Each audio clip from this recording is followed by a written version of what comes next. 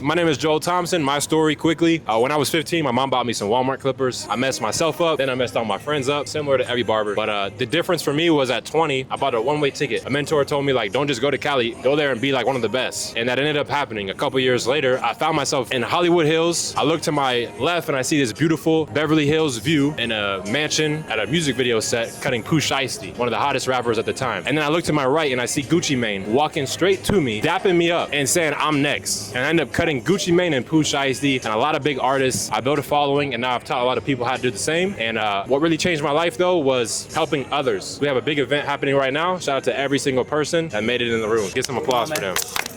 Yeah. Share your story. 40 cuts a week at $40. I'm not in a big city, so I can't get that many people to pay that much. You only need 40 people paying you $50 to make 2K a week. So I don't care what city you're in. If you're not at six figures, you're doing something terribly wrong. Small city, big city, it don't matter. If I don't do the thing, what will be the result? You either sacrifice for your dream or your dream becomes a sacrifice. And if your purpose is something beyond barbering, but you choose not to create content, what's the quote, guys? Who wins, the best barber or the best known barber? Best known, straight up. So it's easier though to focus on just your craft. I talk to barbers every day. What you working on, man? Oh, my fades. Like your fade is the least likely thing to get you to 20K a month. It's gonna be like being able to showcase lineups, problem solutions, etc. And if you don't have any knowledge on that and you're not on the journey to figuring that out, every day you wait to commit to that is another day you're waiting to get to that purpose that you have for yourself, your family, your loved ones, your kids. Oh, I don't have time to record. I want to spend time with my family. Well, you're showing up to your family, giving them a lesser version of you. They don't even want your time right now, bro. Like, you're not the best version of you. Spend your time on your business, build the best you, and that's what changed my life. Because now, the same clippers that my mom bought me are paying her bills, you know? Just a couple years later, for NG, 1 year later, his whole situation is different. I want to tell a story about when I got a tip for a haircut and I started shaking. The client never came back because of how I reacted to a $50 tip. Has anybody ever here got like so much money for a cut that you question, like, you want me to keep the change, or like, are you good? Like, this is for me? So what I learned was that the world is a mirror, not a window. That's a quote. And my goal with money is to attract it, not chase it. My identity is always going to be the ceiling to my earning potential. I can never outperform in my bank account what I believe I'm worth in my own head. So when I got a $50 tip from a client, he noticed I was noticeably shook by the $50 tip. I was a 20-year-old apprentice, new to barbering, and something I did caused him to exchange an extra 50. First time I ever did that. So my value in the marketplace rose. However, my identity did not catch up to that value that the marketplace was perceiving me as. And so there I was capped at a smaller, lower income level than what I was receiving. So I got a question for the audience. Do you guys think that client came back? Do you guys think I was able to maintain or multiply that level of success in that moment? Did he come back after he saw me like shook by the fact that he gave me that? He didn't come back. No, because he saw that I didn't feel worth it. And so that immediately cut off any more, you know, thought you don't feel worth it? Okay, it's weird. So now I'll change the story, right? A year later, 2 years later, in the shop, and I told my client, I'm going from 60 to 100. I'm doing a $40 jump. And I'm telling every single client to their face, look, thank you. People like you are the reason I'm here. I'm chasing my dream. I bought a one-way ticket and I'm building my business, and it's people like you that supported me. Thank you. And he looked me dead in my eyes and said, that's too much for a cut. There's no way I'm paying you 100. And I'm like, damn. But my response immediately was, all my clients spread the good word about me every single day. Like, I had affirmations that I would speak out loud every single day at that time. And there's two ways to change your identity. You can either journal it or you can speak it. Napoleon Hill says, auto-suggestion is the #1 way to cultivate the state of mind known as faith. And so I didn't have faith the first time around. The person gave me the tip and I failed the test. A year later, I'm prepared now. If I am prepared when my time comes, it will reveal me. But if I'm unprepared when my time comes, it will expose me. First time around, was I revealed or exposed? I got exposed.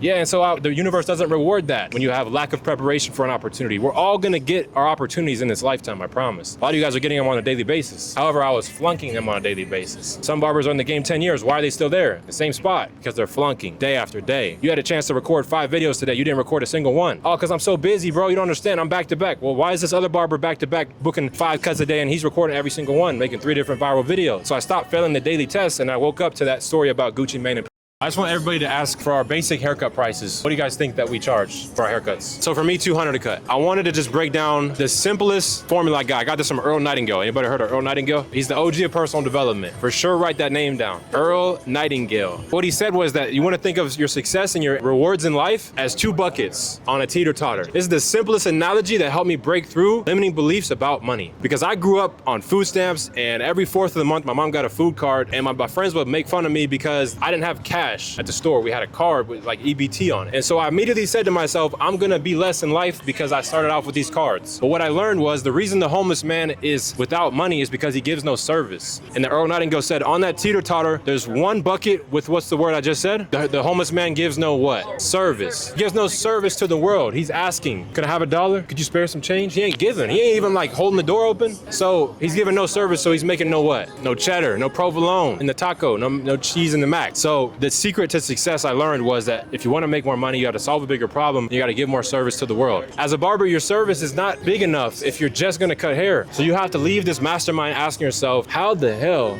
did he start barbering and within 1 year charge $175 a cut and get $18K a month? That's a true story. You can't negate it. So how did he do it? He gave more service. And then you just implement everything he's telling you about how to make your service more valuable, right? So for everybody here, I want you guys to write in your notes the two versions of you. One who is giving the service you're giving now. Joel, how do I know how much service I'm giving? Look at your bank account, look at your income for the month. Look at your haircut price point right now. What is it? Yeah, there's one version of you right now, the first one, version A, your current haircut price. Let's say Kobe's at 75, 80, but he knows there's a version of him that's charging what we got to, 200. What is the gap? What is it's clear as day now. Say it again. How you show up every day. How you show up every day. One thing I want to say is just like cooked or cracked, right? Let's just break it down. So targeting rich clients that will pay you 150, 200 plus, or being the community barber. Is a community barber cooked or cracked? Barbers that don't make 20K a month yet, but smoke weed. So I mean, big dog, like, are you trying to get high on the weed or high on life, bro? Like right now, the only thing that needs to be getting high is your motherfucking monthly income, okay? Right now, you staying low with the real life, and you're probably playing video games, you smoke a little weed, and you escape from this reality called life, okay? But if I met you, you might be a 99 on the video game, but I look at your barber business and it's like a 22. So I would just say, you gotta look in the mirror and give yourself a little reality check. And instead of escaping from your problems, face them, build your business, you know? Anybody who's smoking weed, they're simply escaping from their reality. How about just making less than 10K a month, period, as a barber? Like, you're doing something terribly wrong if you don't make 10K a month. 50 cuts a week at $50 is $2,500 a week, which is 10K in a month. So if you can't figure out how to charge 50 and get 10 people in your chair a day for 5 days in a row, you're doing something terribly wrong, especially if you've been in the game for years. Any barber who's been in the game for a while isn't at 10K, you're cooked. There's 3 levels of leadership. First, you gotta lead who? Yourself. Second, you can then lead your immediate family, the people that are closest to you. And the third level is when you not just lead others, but you teach others how to lead others. That would be when you're pouring into the shop manager and he's an extension of you. You're on vacation, but the shop's running smooth. So you're wanting to skip to stage 3 when you didn't even build your own business yet. How are you gonna help the other barbers post every day? You said this earlier, but you're not ready to coach yet. You don't even post every day. When your students start lacking motivation, post daily, you can't, the energy exchange is gonna be improper. You don't possess the teachings, why would they wish to learn? So when I look for a shop owner, I'm looking for somebody, bro, you better have scaled your business to like at least 20K or else you are the ceiling of your entire shop. No one's gonna out earn you, bro. They're gonna feel bad. They'll be like walking on eggshells, like, oh shoot, I'm outshining the master. Let me either cap myself or I'm dipping out. Yeah, your vision has to be so big that the people building with you can fit in it.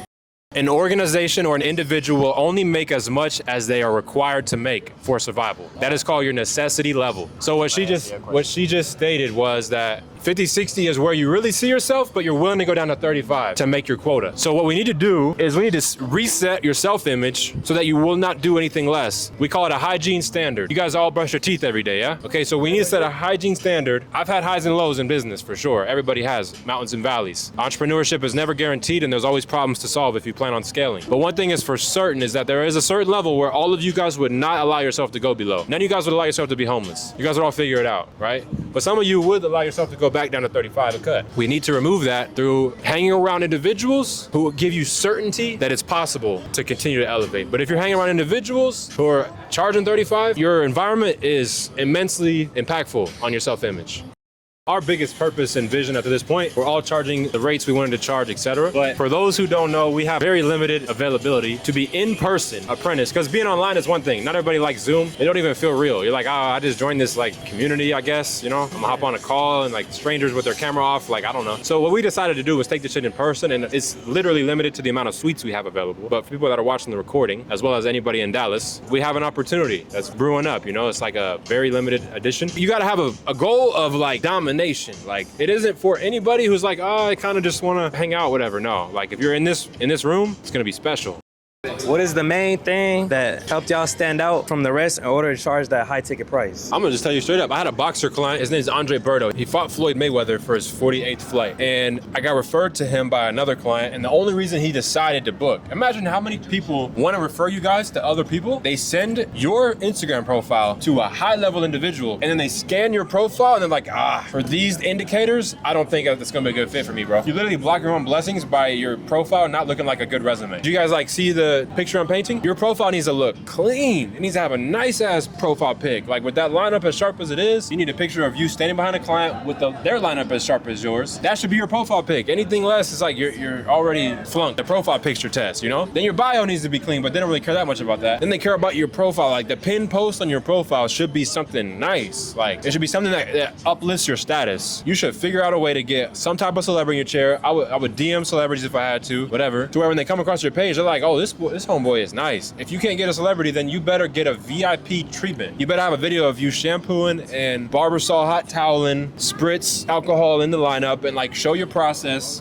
For me, self-cuts made me stand out like a motherfucker. I would do self-cuts every single week that I cut my own hair. I would record myself cutting my own hair, because what percentage of the barber industry cut their own hair? About maybe 10%, I don't know. Now of that 10%, what percentage of them make videos and record it? 2%. So now I'm in a blue ocean. You talk about standing out, there's a rule called the red ocean and the blue ocean. A red ocean is saturated. You following me? A red ocean is saturated, fam. That means that it's bloody. It's all the fish got eaten up by the sharks. It's shark infested. Do you want to be in a red ocean or a blue ocean? Blue ocean. Blue ocean. What's the blue ocean? There's no killer whales. Nobody's found this ocean yet. It's untapped. It's an uncontested market where there's no competition. So self-cuts for me was a blue ocean. So your question was how to stand out. I hope that answered it. I gave you a few different ways. You got to either get high-level people in your chair. You got to give an extremely high-level service that is just way different visually. So Andre Berto saw my videos and he's like, bro, what is that facial thing that you was doing with the steamers and the hot towel and the shampoo and the golden mask and all that? I wasn't doing it for the service. I was doing it so that my Instagram looked different than everybody else's, you know? So if you just post haircuts, you're gonna get like just blend right in.